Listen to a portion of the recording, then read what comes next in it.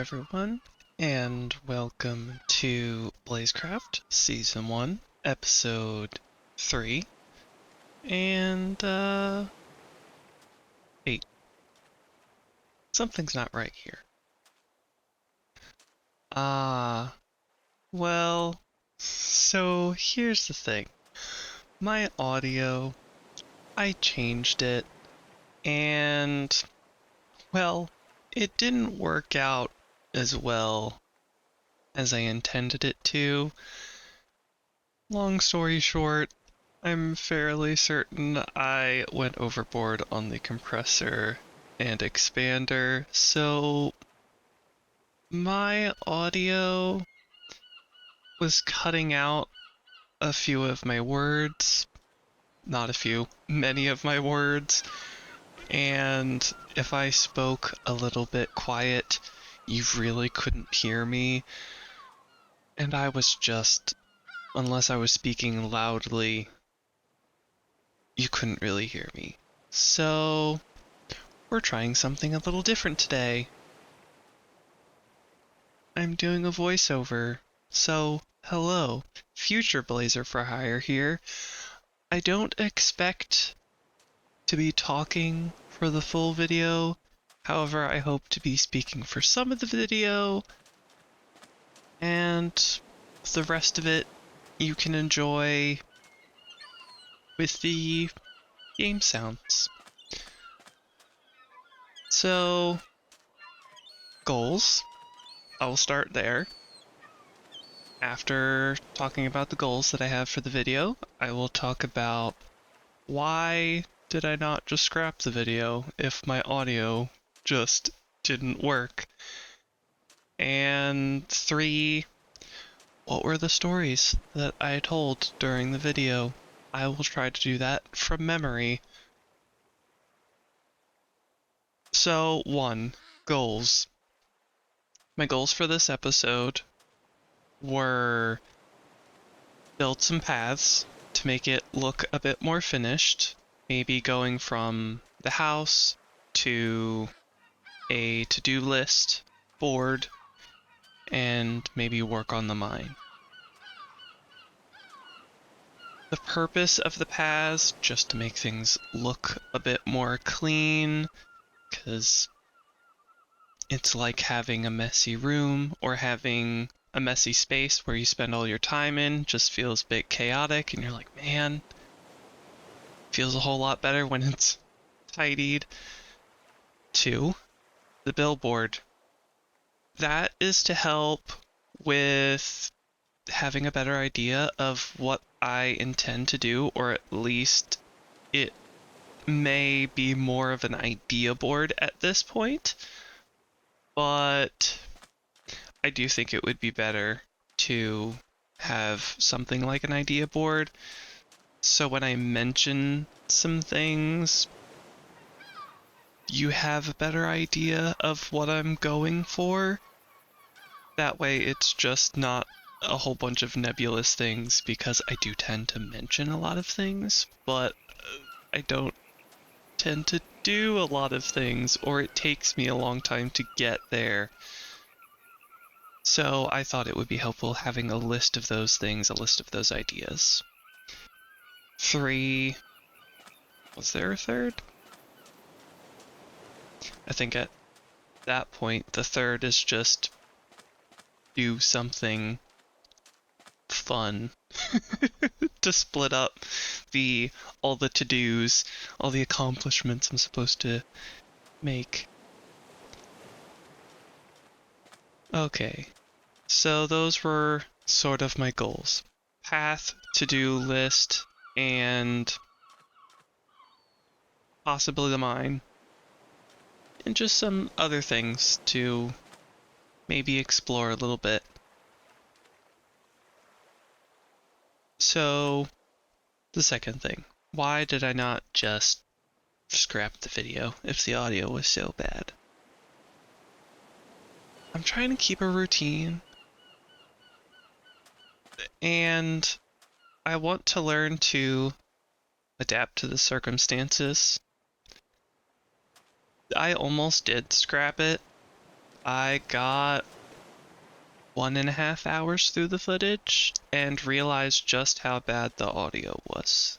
And I was struggling to follow. Now, I could have just been being really hard on myself. However, it was a struggle to get through the footage because there were so many pieces that I was trying to boost the audio just for it to be a manageable level to hear. But I knew at the end of the day I wasn't really going to be proud of it. I know that I don't necessarily do a ton of editing. I don't do complicated things at this point because, again, I'm learning. But looking back at it, it didn't feel right to scrap it, and it didn't feel right to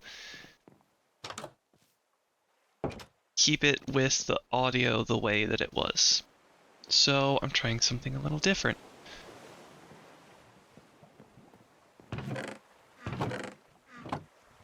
But also, there's a few other reasons. The kind of point of this series, as I've mentioned in, I think, the first 2 episodes, is not necessarily a chill episode, but something that isn't super intense or fast-paced. Supposed to feel a bit like you're just kind of coming along with me on the journey of whatever I am doing at that point. And sort of like a friend just by your side, talking and babbling along when you're doing some tasks that you find hard to do, or maybe you find boring, or you have a really hard time sort of initiating the task, but having somebody along talking a little bit, even if it's not fast, or maybe it's not the most entertaining, but it's just like having a friend by your side, kind of keeping you company while you do something, because just having them in proximity doing something, productive or not, makes you productive. Because I find that also easier is to listen to somebody, productive or not, and that will keep me productive doing tasks that I would normally have a hard time initiating or completing. And I wanted to continue making this video because, I don't know, maybe somebody watches it and finds that it helps them do laundry or peel potatoes, as I mentioned in both episodes. Just somebody to keep you company and maybe help you be productive, even if it's not the most entertaining or the most fast-paced. I find, VODs to be helpful, but I wanted to make something that was a bit more slow pace, but also a little chatty, like a friend. Should move on because I am now repeating myself in circles. So, the stories that I mentioned, I don't remember a lot of them, and I do fully expect much of this to actually be silent. Or, I very much expect much of this to be just game audio, so I hope maybe, even though this isn't in the intended purpose of the video, or the original purpose of this series, I should say, I hope you enjoy this episode with game audio, even though it doesn't have as much commentary as normal. So the first story. My headphones definitely need to be replaced. And the way I started was in the video. The way I started the story was, do you ever feel like sometimes you use something on a daily basis and you're gonna get all the use out of it that you possibly can, but it still just hurts you deep down inside to spend as much as something good quality costs? Well, that's how I am with these headphones. I haven't had the best experience with headphones. I've gone through a few ones that other people have highly recommended, and just they didn't last long. My first pair definitely didn't last long. Actually, they were recommended by my older brother, which his headphones lasted years. Mine didn't last hardly 6 months and eventually got to the point where they weren't selling that type anymore, and I had to upgrade them to something else, which did last longer. It probably lasted about a year, but eventually got to the point that I got the headphones that I have now, where I was like, my headphones are slowly dying. Sometimes they would go out in one ear, or just having them plugged in, sometimes, they would make like the beep sound and turn off on their own. Well, then I got, which I'm not sponsored by this brand, but I think it's SteelSeries Arctis 6 or 7. They were new at the time, and so they were oof. And just pains me to even think about it.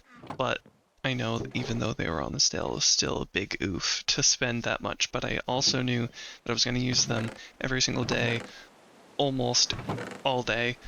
So I got them, and they have lasted me multiple years, which I understand is a bit vague. I just don't remember how long ago I got them. I just know they've lasted multiple years. And if they are still the same quality, I'm going to get them again, because yeah, that's a long time for me to have a pair of headphones, and even though it pains me to pay such a price, they have lasted a very long time, and so I will be getting them again. Other thing, I'm trying to remember.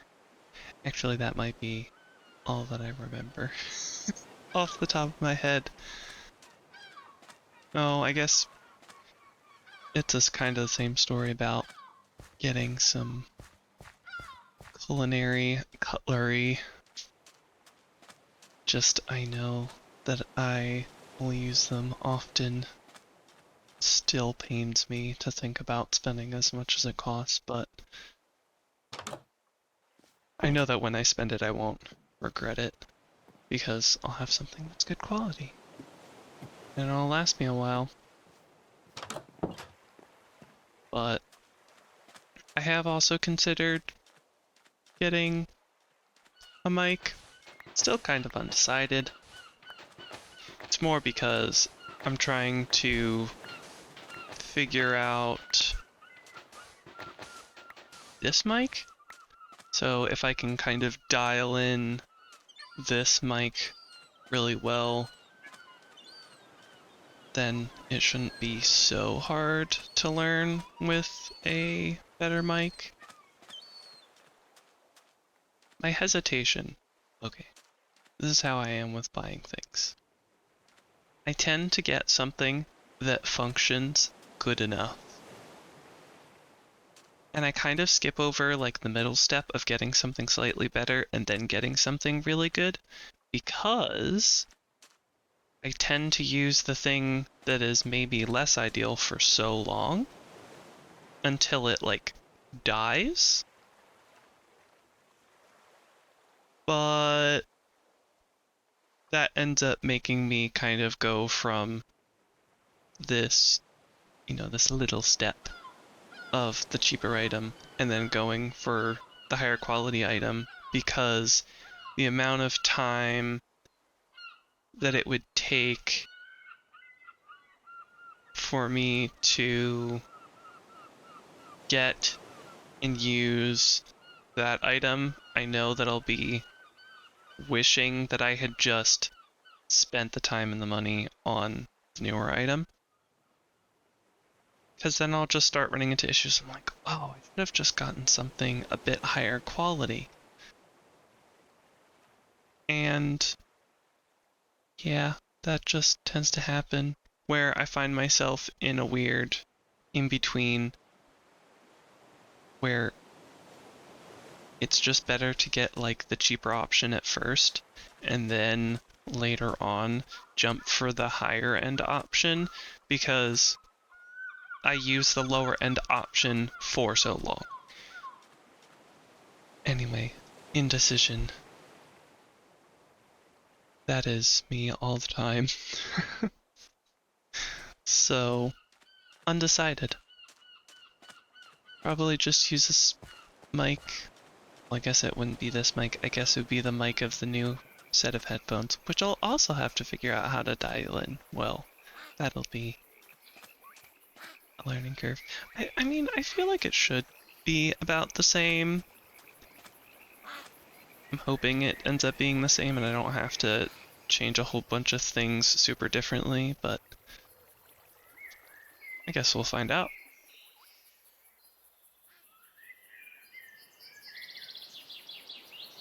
Also, I guess be this week? No, last week. So I went to culinary. I went to culinary last week, and we did beef, which I will say, beef isn't my favorite. It's not that it's not good. It's good, but I think sometimes the memory that sticks out the most is just beef that's kind of not chewy, but it's not as tender as like chicken or something, which totally makes sense that it's not as tender as chicken, but I find that my teeth just have a harder time going through it. My teeth are not of best condition, and so it's just more effortful, and unless it's like a really good steak or something, I'm less inclined to get it. I'd rather just have a piece of chicken that's well seasoned, or soup, because frankly, some days I just want soup. But this week was beef, and the first day we made beef Wellington, which, oh my goodness, it was so good. When it came home, I ate more than half of it myself, and then had, like, there were 3 slices left, and I let my younger brother, older brother, and my dad have those, like, each of them had 1 slice, and they liked it, and so that was great. I mean, my older brother wasn't a huge fan of the duxelle texture, which the duxelle is like sort of mushroom paste that goes somewhat in the middle, or it goes between the tenderloin and prosciutto. So it goes, okay. So if you haven't heard of, I'm gonna start from the beginning. If you haven't heard of beef Wellington, it's usually a piece of beef tenderloin with duxelle, or sorry, Dijon mustard. No, I have to start from the beginning again. It's a piece of beef tenderloin that's been well seared on the outside, then Dijon mustard on the outside of that. Then you take prosciutto, which is like a dry, brined, salted piece of pork. I can't think of the exact description off the top of my head, but we sliced it really thin. We took that and made it into a layer, then we put the duxelle on top, so then we could put the seared tenderloin with the Dijon mustard on top, and then wrap it really tightly so we could stick it in the fridge so it set up a bit more. Then we took a piece of puff pastry, cut the corners out so it was more like a plus sign, took the tenderloin, wrapped in duxelle and prosciutto, put it on top of the puff pastry, put the short sides in, and then wrapped it kind of like a burrito. Then egg wash on the sides because then it'll stick when you wrap it, but sidetrack. Then you egg wash the outside, cut slits in it, and then you bake it in the oven. Or put salt on it if you want. But, so it's really good. But the duxelle, I chopped instead of using the food processor, which we referred to it as the RoboCoop because I think that's the brand. But yeah, he wasn't a fan of the texture, which that is something that I can always make more fine just by blitzing it in a food processor. So it's more of a paste than it was. But that's why we made the first day. Super good. Would totally make again. What did we do the second day? We did not tenderloin, not T-bone, not flank steak.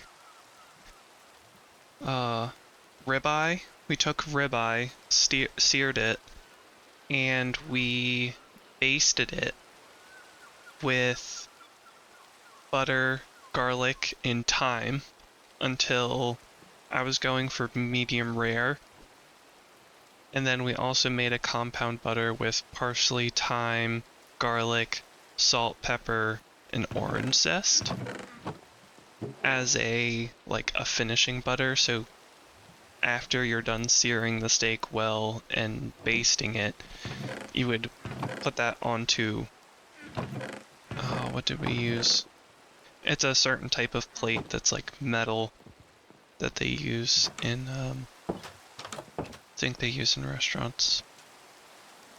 Anyway, we put it on one of those plates with tongs, covered it in a little bit of the butter and then the garlic and thyme, and you could eat it as is, or you could take a slice of the compound butter, stick it on top of the steak, pop it in the oven just for a little bit so it's starting to melt and you can smear it on top of the steak, which I did. Oh, it was so good. I'm trying to think what else I ate though. Oh, beef bourguignon. We didn't have mushrooms that day, but it was very good. It was... Let me think. Beef chuck? I think we used beef chuck, which we seared. A few slices of bacon, which we also got crispy in a pan. Onions, carrots, normally mushrooms, beef stock, red cooking wine, which is different than red wine. They're different. They're processed differently. In the final part, I think cooking wine is also usually really salty. So definitely not for consumption straight up. Definitely for cooking. But yeah, you simmer that with all the vegetables for a bit, and then once it is boiling or simmering, you put it all into a pot or a pan and let it simmer for an hour or more. Basically, you're just simmering it until the seared beef chuck was not falling apart necessarily, but you do want it very tender. you're cooking it so long that it just kind of falls apart, sort of. But then all the vegetables cook down, and it's very good. Oh, and I think it has parsley sprinkled in too. I think I forgot about that even when I did it. So that was last week. But yes, that's what we did last week in culinary, and it was very nice. Come home with food, more food than I could possibly eat, and it is very nice. I did forget my compound butter though, and that was so sad, but I did get it this week, so that'll be nice.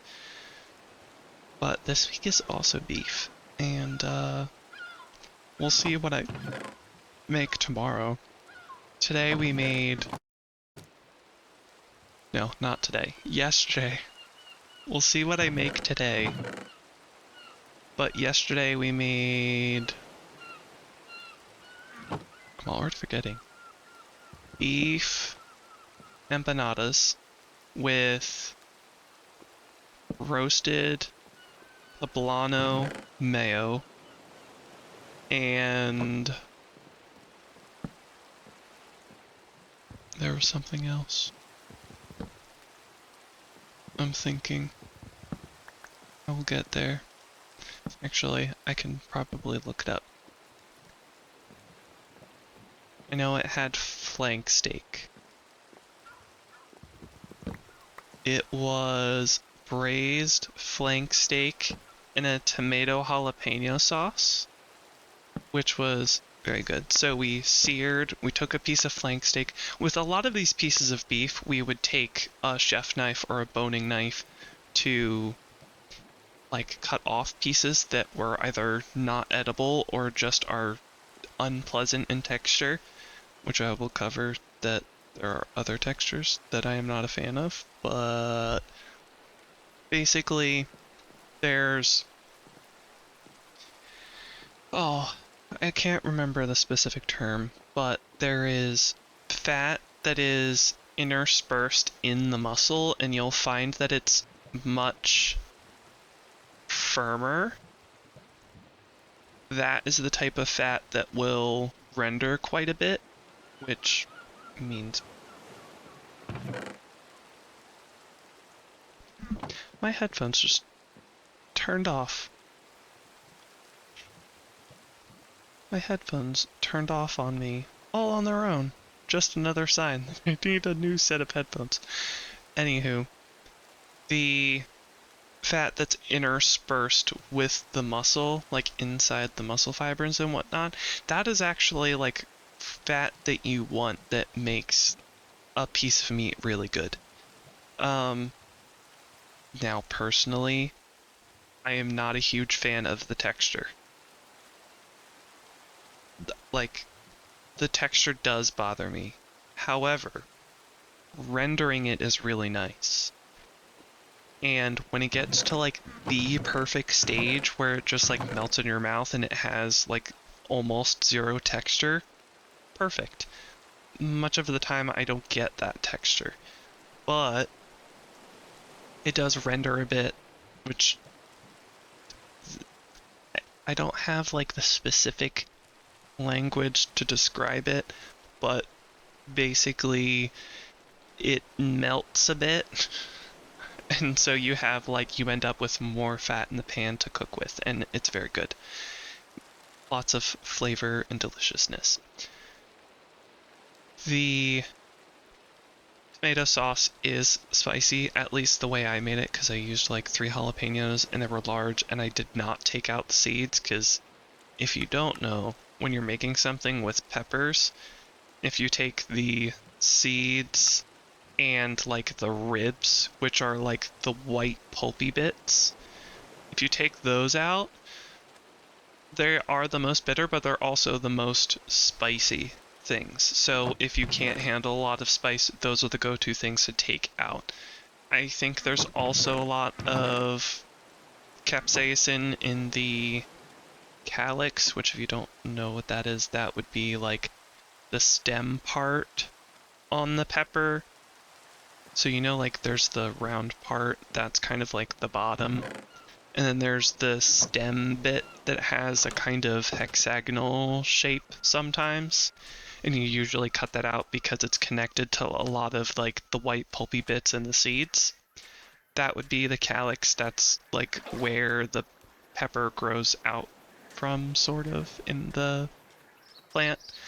I won't get into all the technical stuff about peppers being fruits, botanically speaking, because I could go on and on about that. But anyway, the calyx, that's like this basically the stem that the pepper grows off of that's connected to the plant. That can also have a lot of capsaicin, which, to explain in a very brief way, capsaicin is the oil that the pepper produces that will bind to the receptors on your tongue to fool your body into thinking that your tongue is burning. So, and different peppers have different amounts, and different conditions can cause peppers to vary season to season. So if it's really hot or really dry, it creates stress, and that can produce peppers with higher capsaicin levels and therefore make them spicier. So you can have jalapenos that are insanely spicy and you like can't tolerate one year, but another year they are not spicy and you're like, these are not spicy at all. Also, it has some to do with ripeness. Say jalapenos, they're green, but that's because they're harvested unripe. But if you have a jalapeno and you get it to full ripeness, it turns red, or at least the most common varieties turn red. And if you smoke them, that gives you chipotle. So if you heard of chipotle and jalapenos, that comes from the same plant. It's just the method used to get them there. So jalapenos are unripe. Chipotle peppers are ripe and then smoked. Anywho, yeah, chipotle is spicier, but that's also because it's riper. It's riper than a green jalapeno. Anyway, there's somewhere I was going with this. Right, I used more jalapenos in the sauce, so it was spicier, but it had chili powder, cayenne, jalapenos, onions, tomato sauce. It is very good, but I would next time add either less jalapenos or what else? There was something else I was gonna say. Or take out the seeds and the ribs.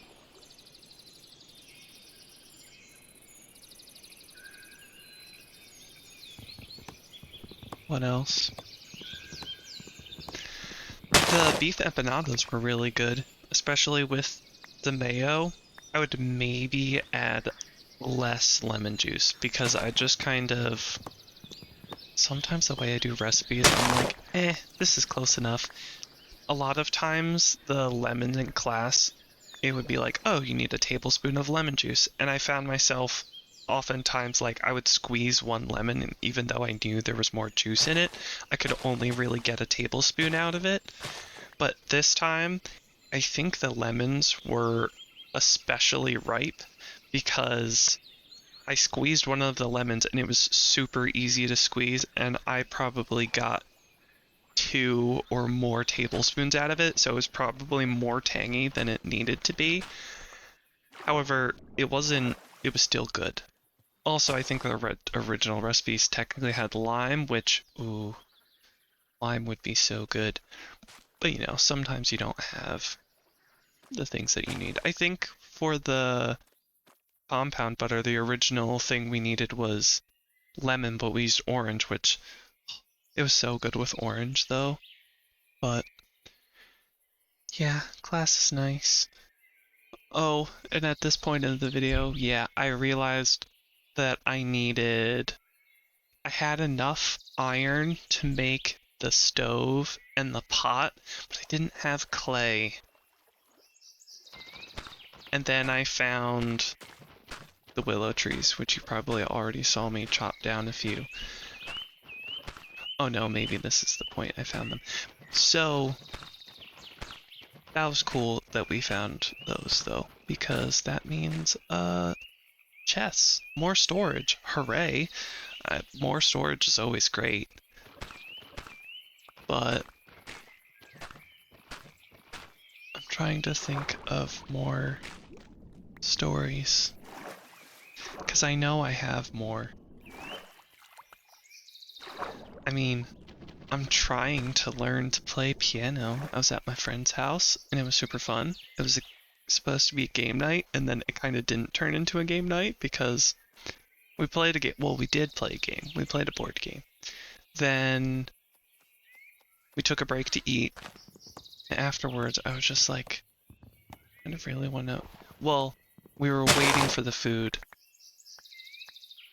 One of my friend's sisters, I was sitting at the piano and I was trying to remember how to play. Oh, there's a song. It's a super easy song. Why can't I remember the name? Twinkle, Twinkle, Little Star. Because that was something I had learned at some point, and I was like, I do not remember. And there's just so many keys on the keyboard. Or, sorry, there's so many keys on the piano that I was like, I don't remember. And then she reminded me, and she was like, oh, you know what's kind of cool? There's this thing that you can play, and it'll sound really cool, but it's actually pretty easy. And she showed me how to play it, and it was cool. I was like, oh, that is cool. And it was not as easy as I thought it was going to be. However, I am sure it is much easier than most of the things you can play on a piano. And so I learned to play that, and then after dinner, I was asked if we wanted to play more board games or learn more on the piano, and I hesitated, and I'm like, I really want to learn how to play on the piano. But they both really love music, and yeah, I was like, I really want to learn. It's here, and now I'm like, I really want to learn, because I just have wanted to learn an instrument for so long. I used to play flute, but then I had to give back the person who allowed me to borrow the instrument wanted it back because their kids wanted to play the instrument. And I attempted guitar, I attempted clarinet, did not stick with them very long. I attempted a dizi, which is a Chinese instrument that is made of bamboo and is really cool and sounds nice, in my opinion. And I played it for some time, but it's just, there is a learning curve for me. I'm very used to a metal flute where you just push the buttons and things work. And this is not the same. It's almost like a cross between a recorder and a flute, or maybe I guess it's kind of like a sideways recorder. There aren't buttons, it's holes, but there's also a membrane that you need to place properly, and it's not as easy as it looks. Let's just say that. And I found myself frustrated just because, like, I couldn't consistently do the same thing. I would be able to do it one day, then the next day I couldn't at all because I just couldn't get the embouchure right, which embouchure is like the way your mouth is positioned, and to my knowledge, it's commonly used when you're talking about instruments. Anyway, it's been a while since I've played an instrument, and I still want to play an instrument. And so being able to play that song, I was like, oh, this feels really nice. And so my friend taught me a bit of a song. I think we got through the whole entire thing once. And then another friend went to her house for birthday party, and they also had a piano. I was like, can I practice this? And the mom was like, well, it might not be in tune, but yeah, sure. And so I practiced a bit.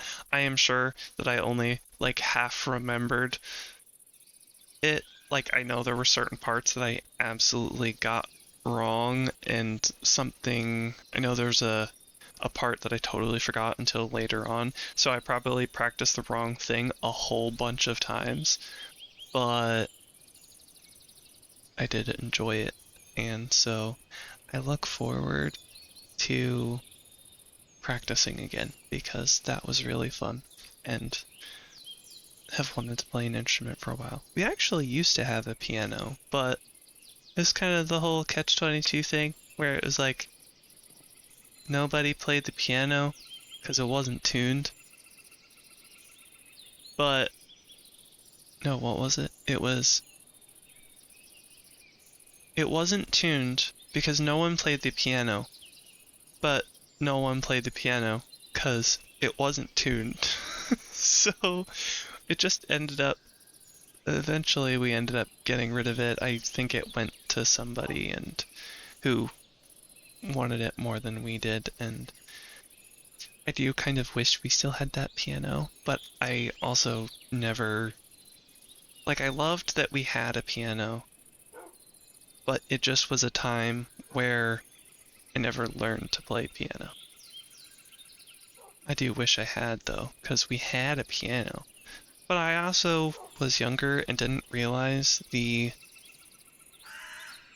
how cool it was to have a piano. I mean, that was crazy.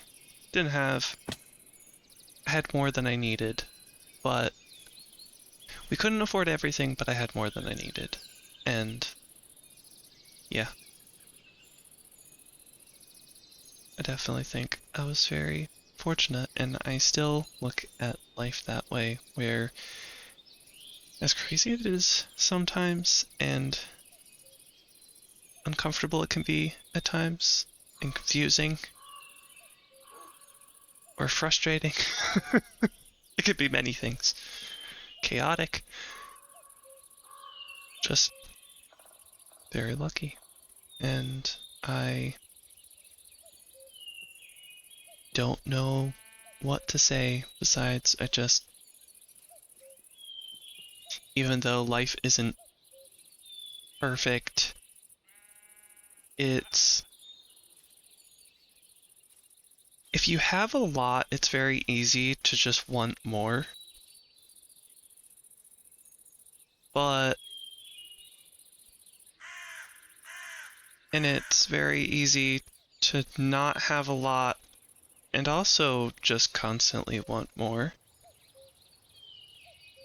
So life isn't necessarily like, well, if I just had more, then I would be satisfied. You have to at some point come to the conclusion that what you have at that moment is enough. Like, recognize it's not that I don't want more sometimes. It's not that I don't want to improve. It's not that I don't want to get rid of stuff. But I'm having a hard time placing my words quite right. The amount that you have at the moment is not the reason that you're not satisfied. At least it isn't as large of a part as you would think. It's very much a state of mind of being like, right now my life is not perfect. I fully recognize that.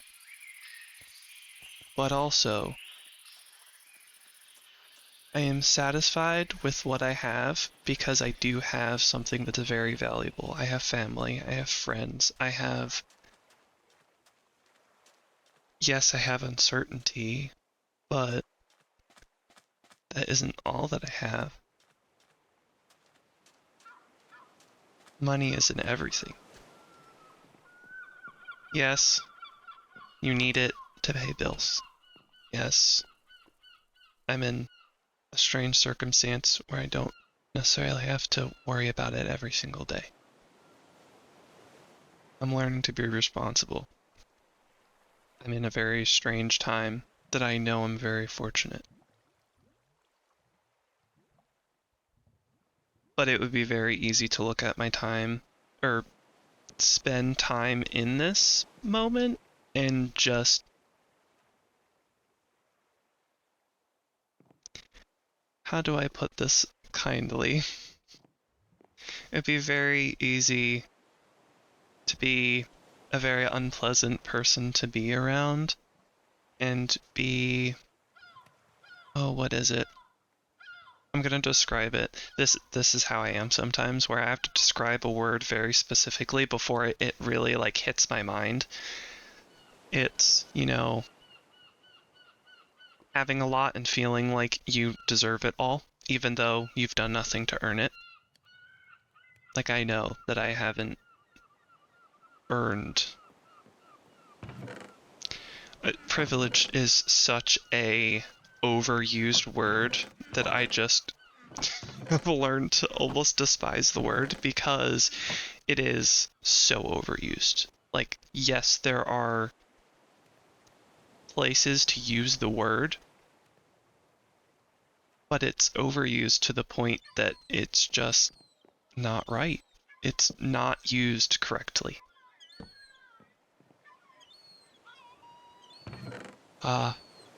Bratty, maybe that's the word I'm thinking of. It would be very easy to see what I have and just be kind of like bratty and be like, well, I deserve everything. And it's like, no, you don't. You really don't. And, oh, I'm getting sidetracked. I'm trying to bring my words together. It'd be very easy to just be full of yourself. But it's very much a way of looking at things that being in the moment, not being anxious about tomorrow. That doesn't mean you don't plan for tomorrow. Or, I enjoy gardening. And for a while I thought, how can you not be anxious for tomorrow? But I think what it was, because, okay, so you have to plan things ahead of time if you're gardening, right? So I thought, well, how can you not be anxious for tomorrow then? Because you do certainly have to think about the future. But I was very easily confusing being anxious for tomorrow and planning. Planning is very different than being anxious. So, and planning isn't necessarily about worry. It's just good advice to, plan things at sometimes. But when you get to the point that you are being anxious, maybe it's time to just think about what can I do today, not what can I do tomorrow. Because you can spend all of today planning tomorrow, but it might actually be better to do something today to help you for tomorrow. But it's like laundry, potatoes. You might find it boring in the moment, but, having that time, you have time to have your mind free. and that can be really uncomfortable, but it does get you familiar with your headspace, how you're feeling, and maybe the measures that you can take today to change things for tomorrow. Again, not being anxious about tomorrow, but being like, what can I do today? Today. Sorry, just a second. I was writing the Craftworks Discord. Which this is something I need to put in the description. I absolutely love being in the Discord.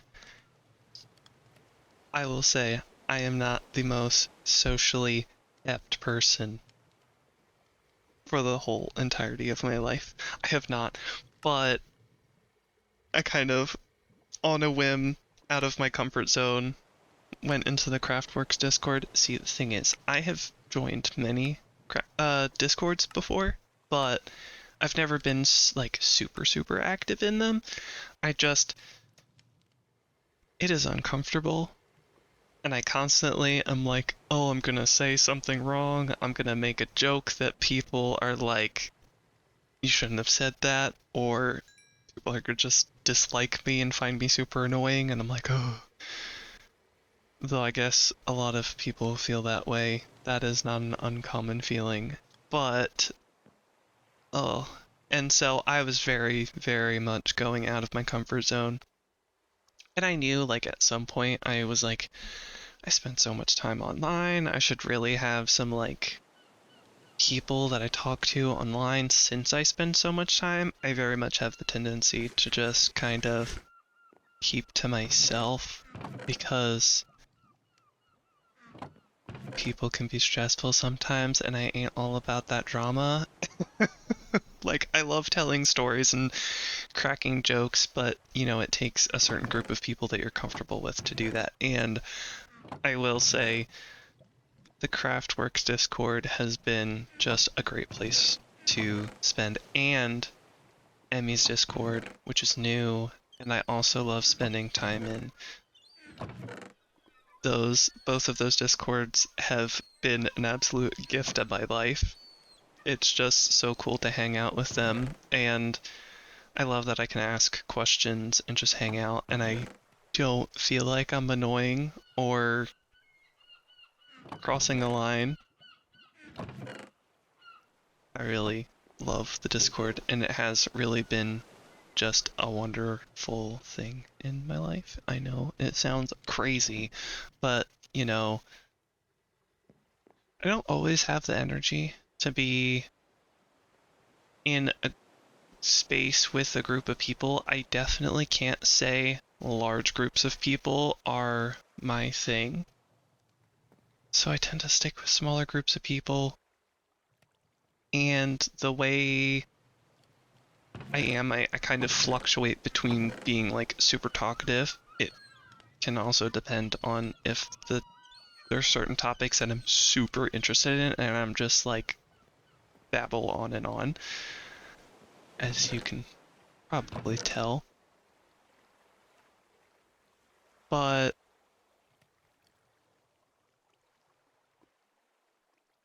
yeah, I enjoy being in smaller groups of people, and I kind of fluctuate between very talkative about topics that I really love, which kind of makes people's eyes glaze over, and just being very quiet. Probably when people first get to know me, I'm generally really quiet, but I guess it's kind of funny because I am sort of quiet, but I kind of go from highs and lows. Like, sometimes I'm just very quiet and I just want to be present. Like, that's my way of interacting. It's hard to explain. Some days just being there is my way of, like, being friendly. It isn't necessarily being talkative the whole time that is being friendly, which I know seems probably strange to some people, but yeah, sometimes this is gonna sound crazy, but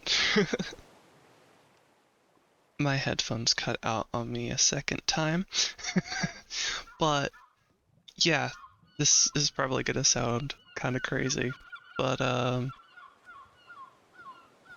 sometimes it's the silence between my words that says the most. I do pause a lot, and I do say but and like a lot, but yeah, sometimes it's just the quiet in between that is important. It holds the most meaning sometimes. I am quite talkative sometimes, but I would say the moments that I'm at most peace, I'm usually very quiet, just because I don't know how to describe it. It just kind of happens sometimes where I can almost like visually see the moment and I just kind of take it in for what the moment is. I know that sounds kind of strange. I know it's happened in the garden a few times where I just sit, enjoy, which I guess that's a little bit like take the time to smell the roses, where you just take a time to sit down and take in all of your surroundings. Again, laundry, peeling potatoes. I know sometimes, cooking and laundry, dishes, those things feel like such a burden, but sometimes it's just the perspective. You think, oh man, there's so many dishes to do, but the sign of those dishes is like, well, I also was able to cook today because I had enough food today.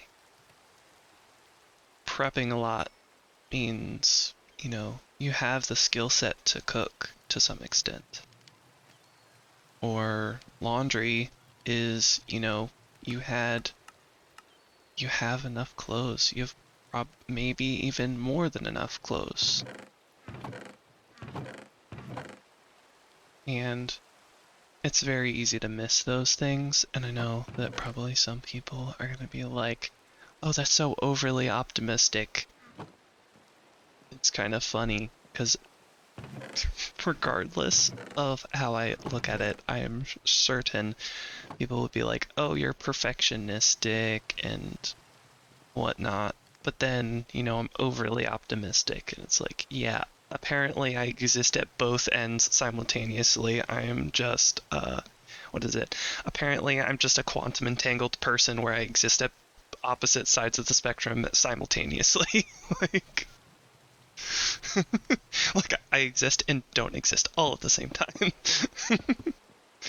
But yeah, just I think it's more of the way looking at it brings you at rest. Like, life isn't always comfortable. And I understand that. And I know that there is plenty,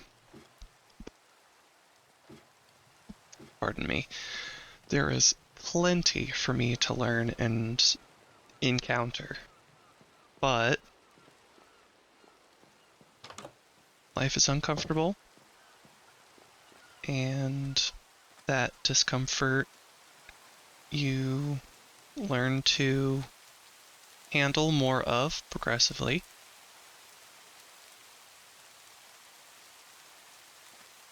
And there's a lot of truths that are very uncomfortable, but when you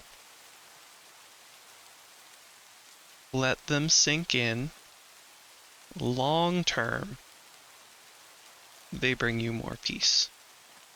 even if it's extremely uncomfortable at the moment. And it's very easy to lose sight of the things that you have when you have a lot of something, because it becomes a burden. This is this is something that, again, Roots and Refuge, she says some things and I'm like, yeah, that describes things so well. And two of the things are, turning your waiting room into a classroom, where it's like, when you can't do the things that you really want to do in the capacity that you would like to do them, learn to do something that you have the ability to do. So, in the perspective, say it's gardening, maybe you have no clue how to garden. Like, you're 100% learning this from scratch. You could read books, watch videos, you could learn to germinate seeds,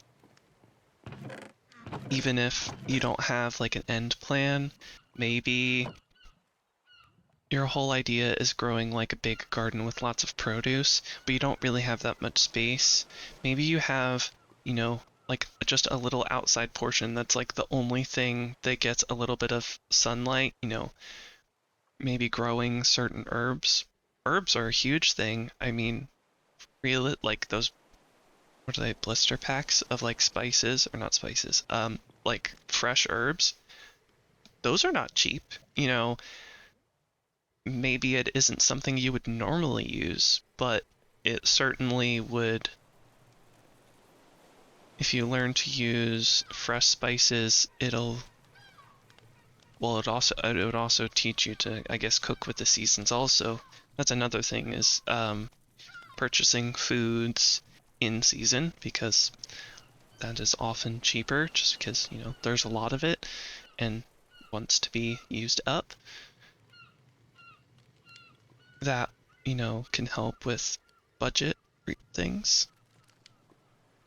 But the point of that is, there are still options of things that you can learn, even if you're not in the space of wanting, or you're not in the space that you can do the thing that you really want to do. Like maybe it is really, you really want to garden.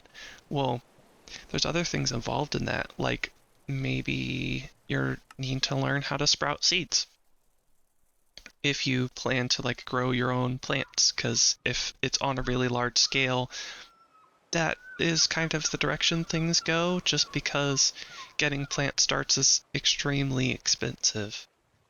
You also have more variety options. What else? Again, cooking with the seasons, you'll get familiar with the types of foods that you'll be using throughout the year. Like tomatoes or watermelon. Though I guess it's kind of funny because when I grow watermelon, it's like by the end of the year I get watermelon. So it's not an early summer food, at least the way I grow them. Anyway, yeah, you get a bit more familiar of the types of things that you can make and when. Or you can learn to preserve things. There's some things you can water bath can, there's some things that have to be pressure canned or should be pressure canned. There's ways of preserving that don't necessarily have to be canned, like dehydrating, making different types of fruit leather. Yeah, there's a lot of options, and there's a lot of things that you can learn in the meantime if, say, having a large garden is a long-term goal of yours. Similarly, there's another thing. Oh, there's another phrase she uses all the time that I was going to say. What was it? It was something about learning. Was it about learning to? Oh, the burden of abundance. That's what it was. You don't realize how much you have until it almost becomes stressful to have it. And it's one of those things where it's like, oh, that's such a privilege to have. It's also a new skill you have to learn. That doesn't make it any less difficult. You have to be more, you almost have to be picky about the things that you choose to keep and spend your energy on. It's no longer, or it's less emphasized to make the most of certain things. I say certain things because you'll still make the most of other things, but you'll still make the most of things. But instead of maybe, say you have a bunch of vegetables, one of the things you can do with all the vegetable scraps is make them into vegetable broth. But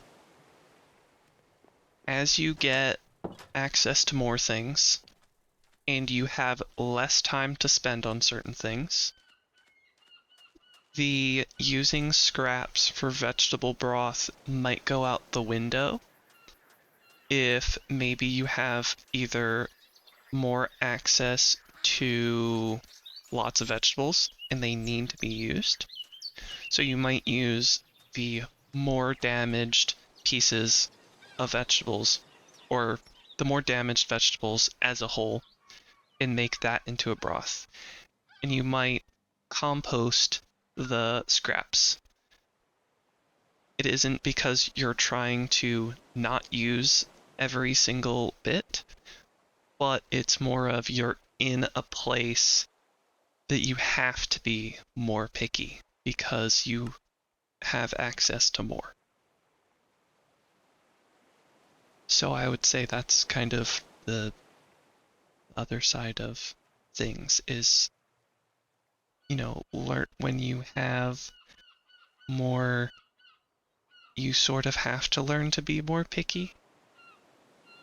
And it's a really strange thing because oftentimes you're just used to like, I need to use every ounce, but not, if you don't learn how to balance that mindset with the access to more, what ends up happening is you just like continue to gain more stuff or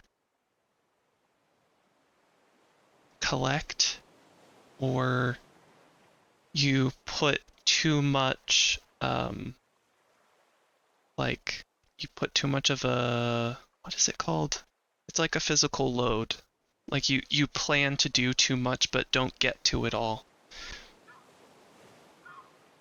And there are other ways, like you could still, maybe you use the scraps and you turn it into broth and you give that broth to other people, but can you afford to spend that time now? You may not have that time because you may have, again, in the case of a garden, if you're doing bulk things, you're, drying things, cooking food, preserving things. Summer is a very busy time and it's very not super familiar to the average person that summer is like the absolute busiest time because you're dealing with constant planning and food and caring for things, and then once it's winter there's hardly anything. It's, feels like you're running a marathon during the summer, but then your body absolutely is kaput for winter. But in essence, that's also the greatest time because you get your body to rest. That was a tangent that probably no one wanted to hear. But my point was, it's very easy to be dissatisfied with where you are regardless of how much you have, unless you are looking at it from the perspective of I'm satisfied with where I am, not that there isn't a desire to move forward.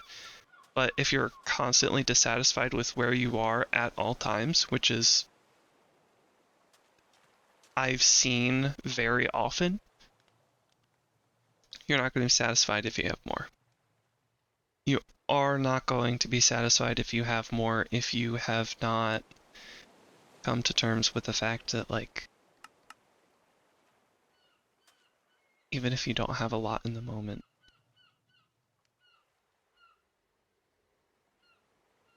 the moment is what you have.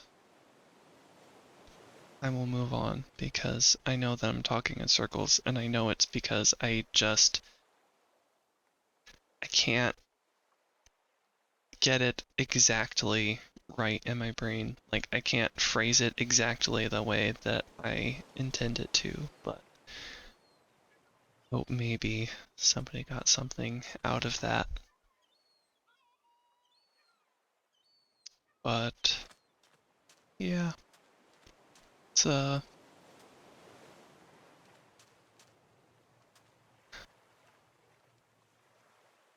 trying to think of something else to talk about because I'm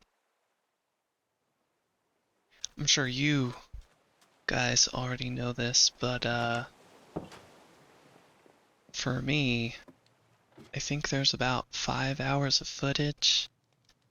I've talked for only about an hour my time, and I know that I could go on and babble on, but I think maybe it's about time to let past Blazer for Hire take it from here and let you listen to the ambient Minecraft noises, the clicking in the chests, and walking on floorboards and sand. I think it's about time to let him take over.